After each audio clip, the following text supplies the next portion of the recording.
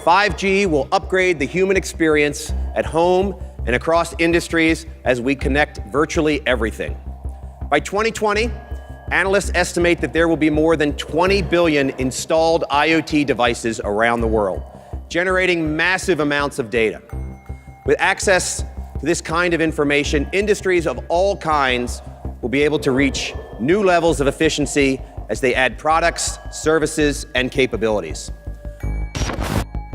As you may have heard by now, telecom companies are currently scrambling to implement fifth-generation cellular network technology. Dubbed 5G, these networks will make use of millimeter-length electromagnetic waves, also dubbed extremely high-frequency or EHF radiation, to transmit information faster than ever before. 5G networks promise to deliver data 100 times faster than the existing 4G networks, and reduce latency as much as 98%. The promise of 5G was promoted by Tom Wheeler, then chair of the Federal Communications Commission, when he made a presentation on the US government's vision for the rollout of 5G in America in 2017. Yes, 5G will connect the Internet of Everything. If something can be connected, it will be connected in a 5G world.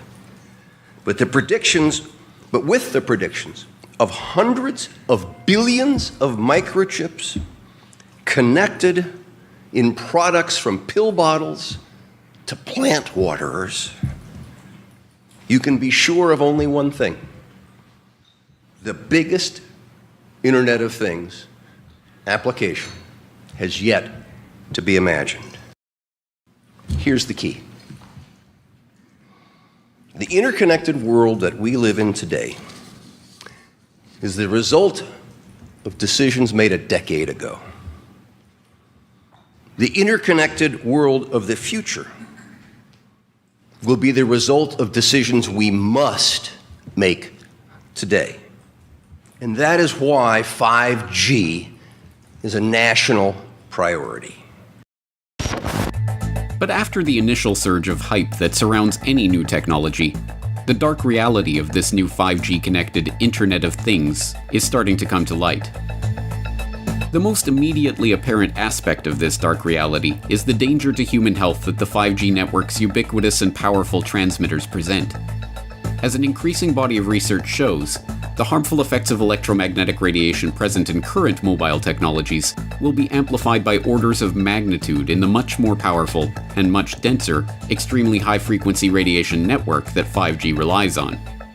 As retired US government career scientist Dr. Ronald M. Powell noted in his comment to the FCC on the proposed 5G rollout, this technology must be opposed because it would greatly extend FCC's current policy of the mandatory irradiation of the public without adequate prior study of the potential health impact and assurance of safety. It would irradiate everyone, including the most vulnerable to harm from radio frequency radiation: pregnant women, unborn children, young children, teenagers, men of reproductive age, the elderly, the disabled, and the chronically ill. But another, even more neglected aspect of the 5G dark reality is that in a world where all objects are wired and constantly communicating data to one another through a 5G network, an Internet of Things, in other words, privacy and security would be next to impossible. Even the mainstream is now admitting that the unprecedented amounts of data flowing through the 5G network, from appliance usage to personal communications to transaction information, is a treasure trove that, if it were to fall into the wrong hands, would be a formidable weapon. Huawei wants to become a major player in 5G outside of China, but it's facing pressure internationally because of cybersecurity concerns dogging the company. The US is urging its allies to block Huawei from 5G projects in their countries. Maron says China is using mobile technology as a tool for spying, and he's seen the evidence. They are actually using it for massive surveillance against their own population. We looked on the Huawei equipment to the level of every single chip there, and what we found is not very pleasant. This is not a commercial company stuff. This is a kind of nearly a military grade stuff. We have China coming in with their 5G network. All of the things that it's like we're living in 1956, and they're not. And they don't care about rights. They don't care about people. The implication of these mainstream pundits' pontifications is that 5G only represents a threat in the hands of the Russians or the Chinese or other supposed enemies of America. But what about the companies that are manufacturing these products? Why are the big tech giants who have so signally abused the public's misplaced trust for decades now to be trusted with creating big databases of sensitive personal information on every imaginable aspect of our daily lives?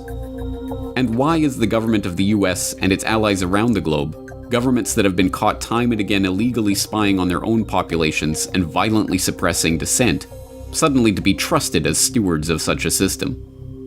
The truth is that the development of 5G networks and the various networked products that they will give rise to in the global smart city infrastructure represents the greatest threat to freedom in the history of humanity. This is the 5G Dragnet. You're tuned into the Corbett Report. The vision of the future offered by the proponents of this next-generation cellular technology is one in which every object that you own will be a smart object, communicating data about you, your movements, and your activities in real time via the ultra-fast 5G network. From the grandiose, self-driving cars and remote surgery, to the mundane, garbage cans that let garbage trucks know when they're full, everything around us will be constantly broadcasting information through the Internet of Things if the 5G boosters get their way.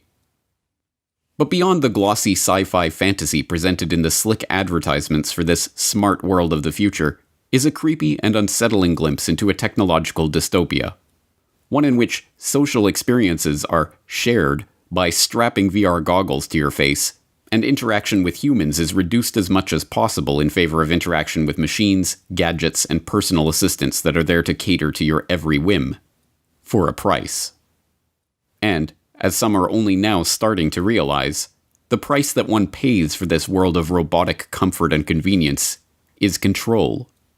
Control over our data, control over our security, and control over our lives. We just hooked up the Nest maybe a month ago. Abby Laguidao and Conrado Casalo wanted something to keep their family safe, so they installed Nest, a smart home security camera system. What drives me crazy is yesterday was the only day I decided to stay home. He's always here. They never said anything, ever. Yesterday, Abby was alone with her 2 kids when she started hearing voices coming from their Nest. Then they started cussing and saying, "Shut the F up, you N-word." At that point, Abby had figured out that someone had hacked into their security system. Shut the f*** up. She called her partner, Conrado. Somebody is in the Nest and is watching us and is talking to us right now. I think within 5 years, most people will have at least... That is something out of a horror movie right there. Man, right. Can you imagine it? Like we knew something was going to go on? That scared... That yeah. scared the tar out of me. That was a real jump. And we're going to go ahead and unlock the door, her back door. Oh. I think that was your lock. That was our lock. Let's go look, come on. And that isn't any laughing matter. See, but that's the real fear, right? That... You know, the other stuff's kind of funny, whatever, but I mean, someone can unlock your house. Although, if someone really wants to get into your house, you can pick a lock. Yeah, but isn't that the modern day... There it goes again. I mean, isn't that the modern day lockpick? There's a guy outside with a laptop who's opening and closing your door lock. It is, and I don't like it.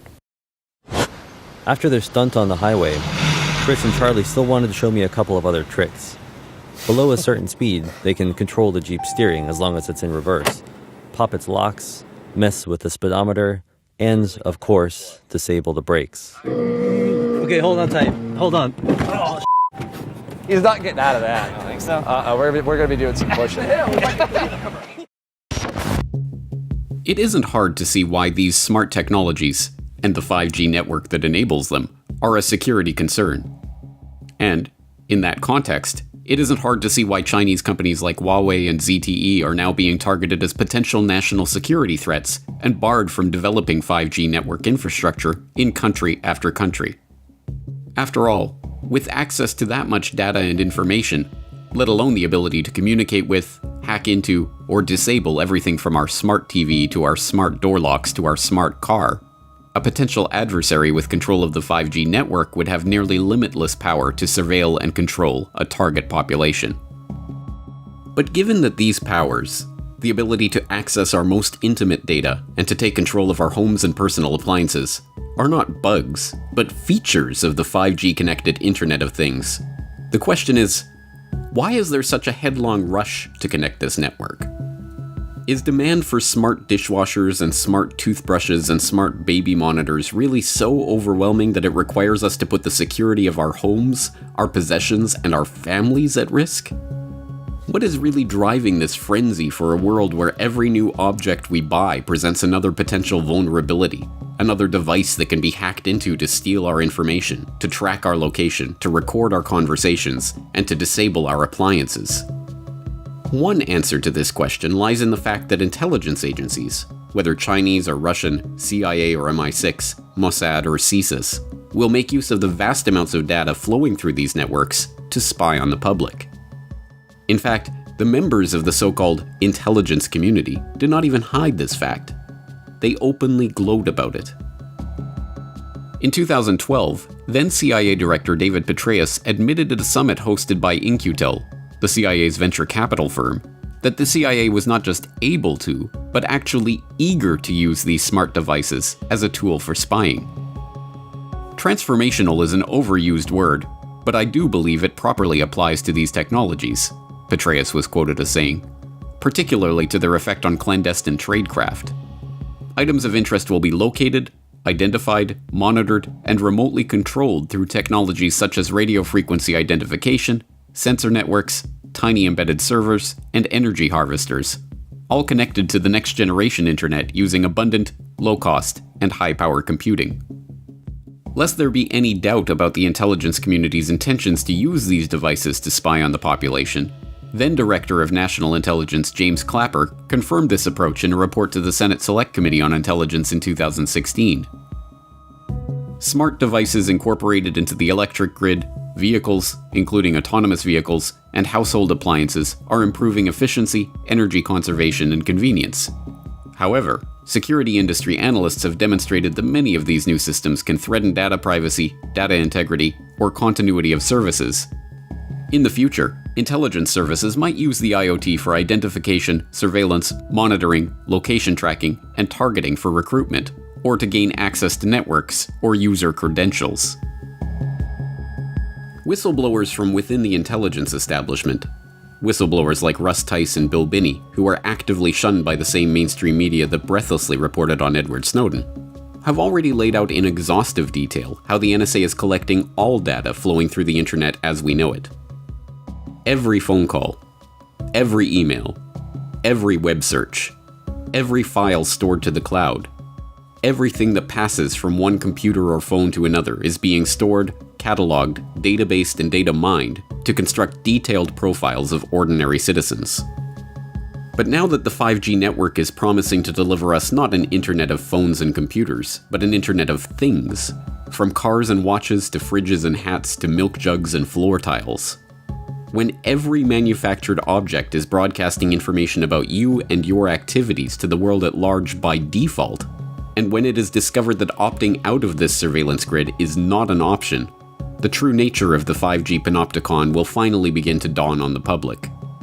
But by that point, it will already be too late. Cities use data every day. Everything from showing you when your next train will arrive to measuring the air quality in different neighborhoods.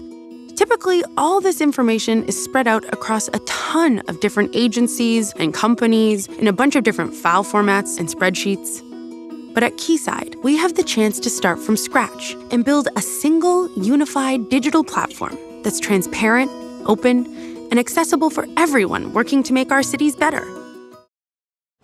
The leaders behind Toronto's first data-driven smart city are under fire tonight after yet another resignation. This time, a member of Waterfront Toronto's digital advisory panel quit and wrote a strongly worded letter on her way out, sharing her deep concerns about privacy and data control. I want to get some feedback now from the former Information and Privacy Commissioner from the province of Ontario, who, when last you were here discussing this very topic, you were kind of bullish about it. And then I just couldn't happen but help notice that you've resigned from your involvement in all this. What happened? And I didn't do it lightly. I wanted to draw attention to the fact that we had to make sure that all the personal data that was being collected automatically by the sensors and other technologies were de-identified at source, anonymized at source. De-identified meaning? Meaning no personal identifiers. You wouldn't know it's Ann Kavukian walking or you or this is my car or anything. And the reason that was critical is unlike most uses of what I call operational data, where the individual, the data subject, can exercise some control over the use, the operation of that data. They can consent to it, they can revoke consent, they can choose not to consent. They have some sense of control. With the data here, you have no control. It's all being collected automatically with the emerging technology, sensors, all picking up data. But it is not just the intelligence agencies or the big tech conglomerates who are set to profit from the creation of this newer, stickier World Wide Web. In fact, the 5G-enabled Internet of Things is a necessary part of the creation of the system of total control, physical, financial, and political, that the technocrats have been lusting over for a century now. As viewers of Why Big Oil Conquered the World will know by now, the technocrats are adherents to an ideology dubbed technocracy, which holds that all modern-day problems, be they social, economic, or political, can be solved by the scientific engineering of society.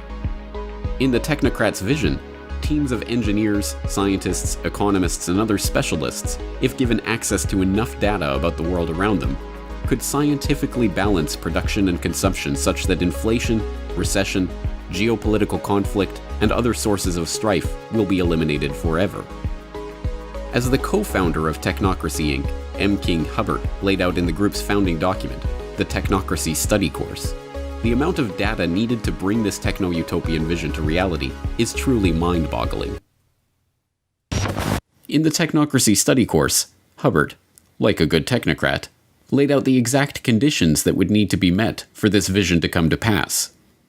According to him, technocracy would require all energy usage and all consumer spending throughout the nation to be calculated and registered on a continuous and instantaneous basis, a 24/7 inventory of all production and consumption, a complete registry of all products available for sale, where they were produced, how much energy was expended in their production, and where and when they were sold, and finally, a specific registration of the consumption of each individual, plus a record and description of the individual.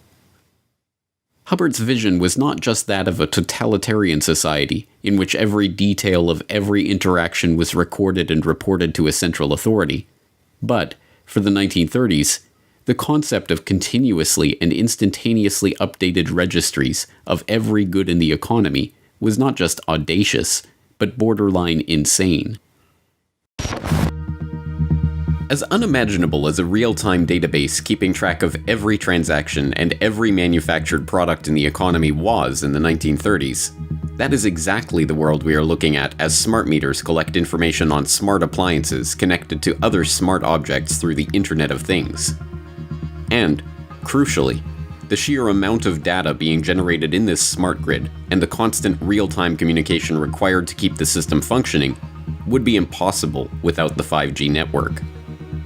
5G is not just a neutral mobile network. It is the backbone for a system of total surveillance which has been written about and worked toward for the better part of a century. The world of the technocrats, the world of the smart grid, and the world of constant real-time surveillance of everything would not be possible without the 5G network that is being installed right now. And, as Josh Del Sol of the Take Back Your Power movement that is organizing resistance to smart meters, 5G networks, and other harmful technologies explains, the world of the technocrats is a world where privacy is a thing of the past. So with the smart meters, they'll be able to tell exactly what's going on in your home at any, down to the microsecond, based upon 24/7 communication with all of your appliances, which will also in the future, if this goes through fully and if there's not a public backlash, all of your appliances will need to have a wireless transmitter on them, and they'll need to be, certified under some smart, program. So this means that not only, just stepping aside from one moment to the health issue, this means that not only is your smart meter emitting on average of 13,000 microwave pulses per day, but every one of your appliances is going to be doing the same thing because it will be needed to be communicating with the smart meter itself.